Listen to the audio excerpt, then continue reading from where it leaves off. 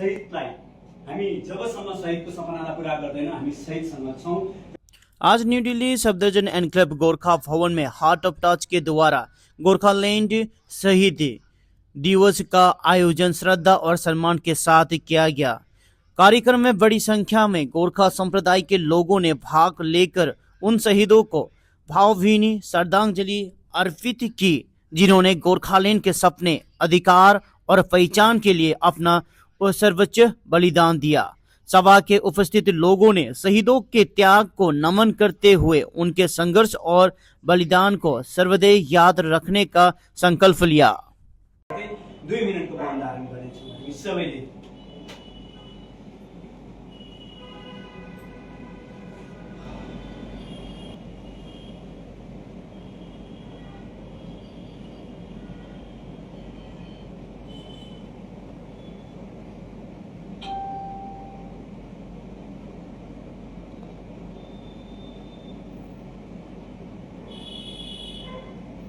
जाति उन्मुक्ति र माटो उन्मुक्तिको निम्ति आफ्नो प्राणको आहुति दिनुहुने शहीद जिन्दाबाद जिन्दाबाद जिन्दाबाद। शहीद तिमी मरेको छैनौ मर्दैनौ मर्दैनौ मर्दैनौ शहीद तिमी मरेको छैनौ मर्दैनौ मर्दैनौ मर्दैनौ।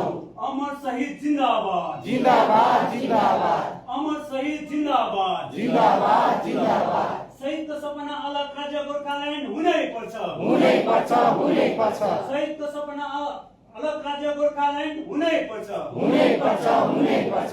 शहीद तिमी जिन्दाबाद जिन्दाबाद जिन्दाबाद शहीद तिमी जिन्दाबाद। काटा बरु मलाई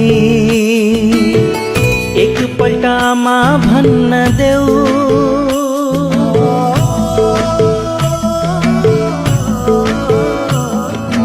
काटा बरु मलाई एक पल्टामा भन्न देऊ, मारा बरु मलाई मलाई मेरै भाषा पढ्न देऊ, मलाई मेरै भाषा पढ्न देऊ।